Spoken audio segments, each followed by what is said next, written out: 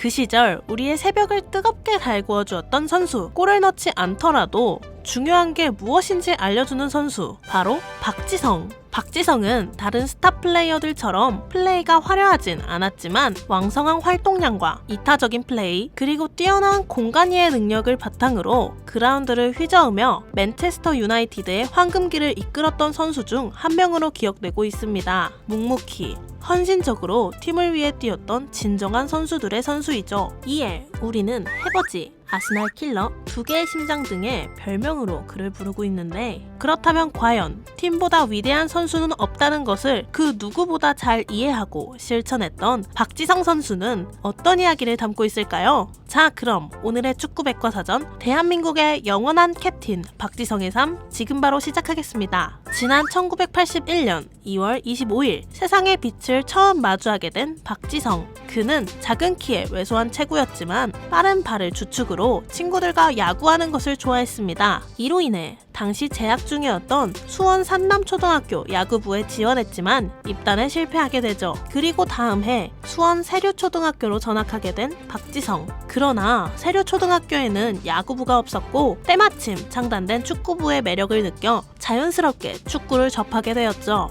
맨 처음 축구부에 입단했을 무렵 박지성의 가족들은 그가 축구로 성공한다는 것은 힘들다고 판단했습니다. 그저 축구로 대학에 갈 수 있다는 희망만 가질 뿐이었죠. 그런데 가족들의 걱정과는 달리 박지성은 축구에 대한 열정이 그 누구보다도 뛰어났습니다. 어린 나이임에도 훈련을 하면서 혹은 경기 이후 자신의 부족한 점과 고쳐야 할 점 등을 일기장에 적어가며 남들이 보지 않는 곳에서 남들과는 다른 성장을 거듭하고 있었던 거죠. 결국 이런 노력을 바탕으로 차범근 축구상, 장려상을 수상했고, 가족들은 그가 얻어낸 결과물을 근거로 전폭적인 지지를 보내게 됩니다. 이로 인해 중학교에 진학한 박지성은 축구에 집중할 수 있었고, 중학교 시절 별 볼 일 없던 팀을 도내 상위권 팀으로 도약시켰지만 158cm라는 왜소한 키에 평발이라는 단점은 축구 선수로선 큰 걸림돌로 다가왔죠. 그러나 박지성의 가능성을 알아본 수원공고의 이학종 감독은 그의 체격을 보완하고자 체력과 기본기 훈련에 몰두시켰고, 박지성의 부모님은 개구리 집으로 영양을 보충하는 등 온갖 정성을 다 기울이기 시작했습니다. 이러한 영향으로 158cm에 불과했던 그의 키는 170cm로 성장하는 데 성공했죠. 하지만 고등학교 시절 뛰어난 기량을 보여주지 못했던 그였기에 박지성을 스카우트하려는 K리그 팀과 대학팀은 존재하지 않았습니다. 그리고 이때 이학종 감독의 강력한 추천으로 명지대학교에 연락을 받게 되었고, 여러 우여곡절 끝에 명지대에 입학하게 됩니다.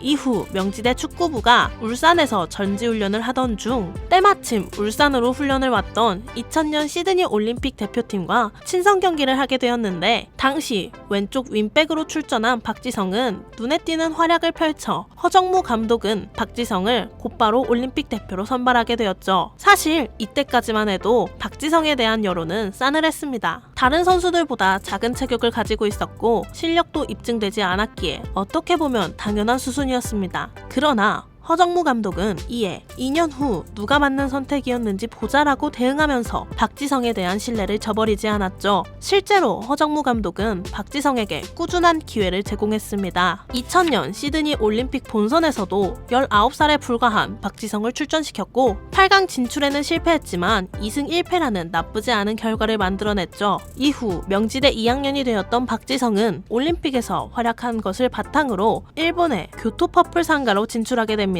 어린 선수가 해외로 진출한 이 상황은 우리나라에서 이례적인 일이었고 그의 가능성을 프로리그에 입증하는 순간이었죠. 그리고 박지성은 이내 2002 한일 월드컵 히딩크호의 부름을 받게 되었죠. 가파른 성장세를 달리고 있던 박지성은 2002 월드컵 직전에 열린 평가전에서 득점하는 등 좋은 활약을 펼치며 자존심과 컨디션을 끌어올렸습니다. 그 결과 거스 히딩크의 지휘 아래 월드컵 무대에 나선 박지성은 포르투갈전에서 골을 넣으며 16강 진출에 결정적인 활약을 하게 되었죠. 또한 이탈리아와의 16강전에서는 설기현의 동점골 과정에 기여했고 8강에서 만난 스페인과의 경기에서는 승부차기 두 번째 키커로 나와 침착하게 골망을 흔들었습니다. 그렇게 2002 한일 월드컵 4강 신화를 이뤄낸 멤버로 활약한 박지성은 무명의 선수에서 순식간에 대한민국 최고의 유망주로 거듭났죠. 이후 클럽으로 돌아간 박지성은 J리그에서도 꾸준한 노력 끝에 좋은 평가를 이어갔습니다. 팀을 1부 리그로 재진입시키는 데 성공, 1학배 전 일본 축구선수 대회 우승 등을 이끌었기 때문이었죠. 이런 활약 덕에 교토퍼플 상가의 구단주는 박지성이 히딩크 감독의 아인트호벤으로 이적할 때 저른바리가 되어 돌아와도 받아주겠다라는 말을 남긴 것은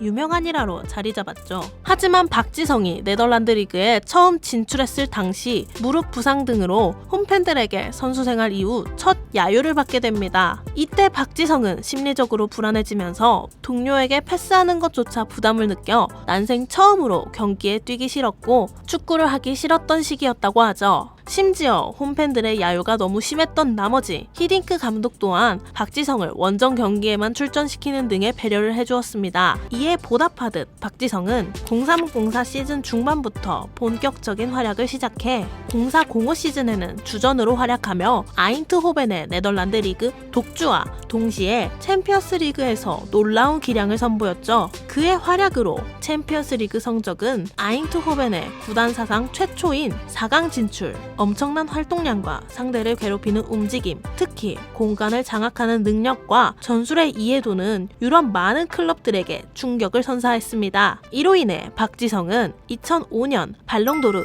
1차 후보 리스트에 포함되기도 했고 리버풀, 첼시, 바르셀로나 등의 빅클럽들이 그를 영입하기 위한 움직임을 보이기 시작했죠. 그리고 이어진 박지성의 선택은 세기의 명장 알렉스 퍼거슨 감독의 맨체스터 유나이티드. 하지만 박지성이 맨유로 이적하는 과정이 순탄했던 것만은 아니었습니다. 그가 맨유로 이적하기 위해선 2년간 열린 국가대표 경기 중 75%를 출장해야 했지만 대한축구협회에서 선수 보호 차원으로 64%만 출장시켰던 것이었죠. 결국 박지성은 유명 축구인 3명에게 추천서를 받아야만 이적을 할 수 있게 되었는데, 첫 번째는 원소속팀 감독인 거스 히딩크, 이적팀 알렉스 퍼거슨, 그리고 나머지 한 명은 박지성과 조금의 접점조차 없었던 축구계의 레전드 요한 크루이프였습니다. 크루이프는 지난 챔피언스 리그 경기에서 박지성의 플레이를 보고 감명을 받아 추천서를 써주었던 것이었죠. 그렇게 맨유로 이적하게 된 박지성. 그가 처음 프리미어 리그로 진출했을 땐 단지 아시아 마케팅 차원의 유니폼 파리로 영입했다는 구설에 오르기도 했습니다. 그러나 국내 팬들의 우려와는 달리 2,000분에 달하는 시간을 소화하며 점차 팀에 녹아들기 시작했죠. 이 중에서도 05-06 시즌 7라운드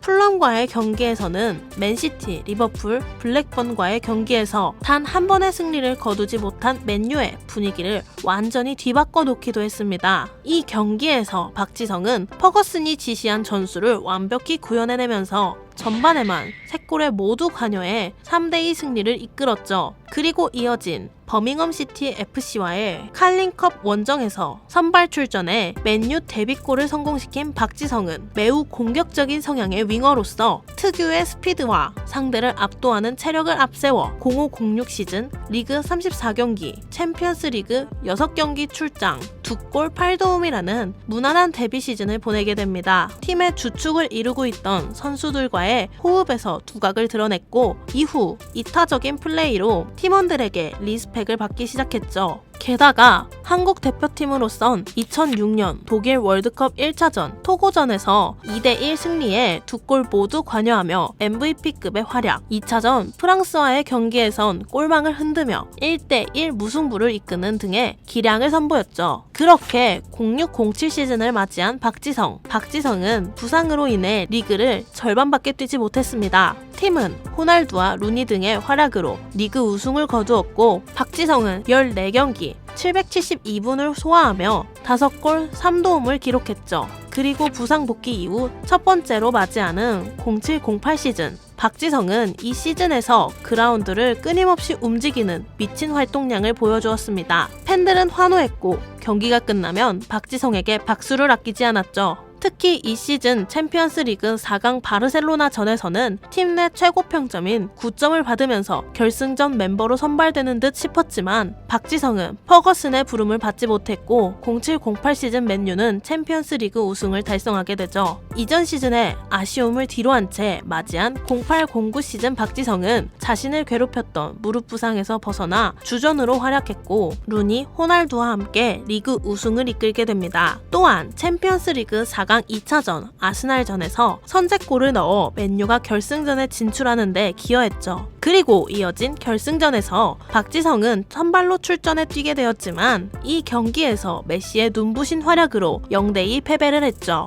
이런 상황에서 대한민국 대표팀 주장 자리를 이어받은 박지성. 그는 그동안 부진했던 대표팀의 분위기를 끌어올리는데 큰 역할을 하게 됩니다. 그라운드뿐만 아닌 솔선수범하는 모습을 보이며 대표팀의 사기를 증진시켰던 거죠. 이에 반면 맨유에서는 나니와 발렌시아를 영입하며 박지성이 후보로 밀리게 되는데 이 시점을 기준으로 박지성에 대한 위기설이 돌기 시작했습니다. 그러나 박지성은 09-10 시즌 챔피언스리그 16강 2차전에서 만난 AC 밀란에게 악몽을 선사하는 경기를 펼치게 되죠. 당시 AC 밀란의 핵심 자원이자 세계 최고의 플레이메이커 안드레아 피를로를 경기장에서 지워버립니다. 그리곤 세 번째 골까지 기록하며 4대0 승리에 큰 공을 세우기도 했죠. 이런 좋은 컨디션을 바탕으로 진행된 2010 남아공 월드컵에서는 자신의 마지막 월드컵이 될 거라고 이야기한 만큼 좋은 모습을 보여주었습니다. 조별리그 1차전 그리스전부터 16강 우루과이전까지 부족한 모습 없이 왕성한 활동량과 킬패스까지 그동안 우리나라 대표팀에서 보지 못했던 폼이었죠.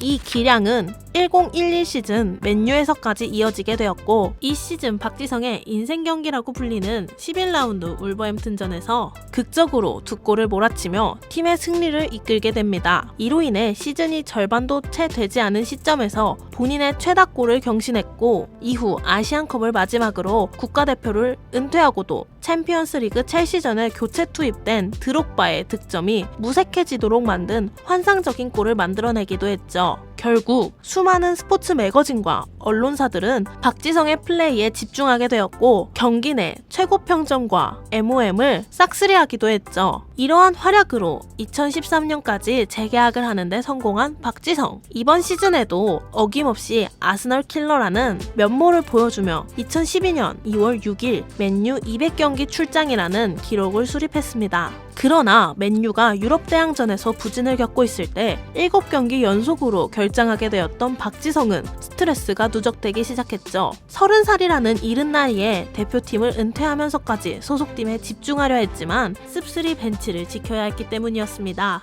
결국 퍼거슨 감독과 팀 동료들은 박지성에 대한 사랑과 아낌없는 박수로 그동안 맨유에서 활약한 그의 모습에 존경을 표하며 박지성을 퀸즈 파크 레인저스로 보내주었죠. 하지만 박지성은 맨유 시절 출전 기회가 부족했던 탓인지 이적 후의 모습이 좋지만은 않았습니다. 또한 QPR의 감독이었던 레드넵의 전술은 압도적인 활동량을 강점으로 한 박지성에게 한정적인 플레이만 할 수 있도록 한 것이 아니냐라는 분석이 존재하기도 했습니다. 결국 QPR의 부진은 박지성을 더 이상 방치할 수 없었고 그는 8년 만에 에인트호번으로 이적한 이후 선수 시절 꾸준히 겪어왔던 무릎 통증이 악화되어 현역 은퇴를 선언하게 되었죠. 아시아의 자존심이자 국적, 인종, 명성을 떠나 진정한 선수들의 선수로 불렸던 박지성. 그의 헌신과 겸손한 플레이는 우리의 가슴을 뜨겁게 했습니다. 박지성의 오랜 보스였던 퍼거슨 감독은 그를 향해 이런 말을 건네기도 했죠. 그의 유일한 단점은 자신이 세계 최고의 선수 중 하나라는 사실을 모른다는 것이다. 그럼 여기서 영상 마치도록 하겠습니다. 지금까지 축구백과사전이었습니다. 감사합니다.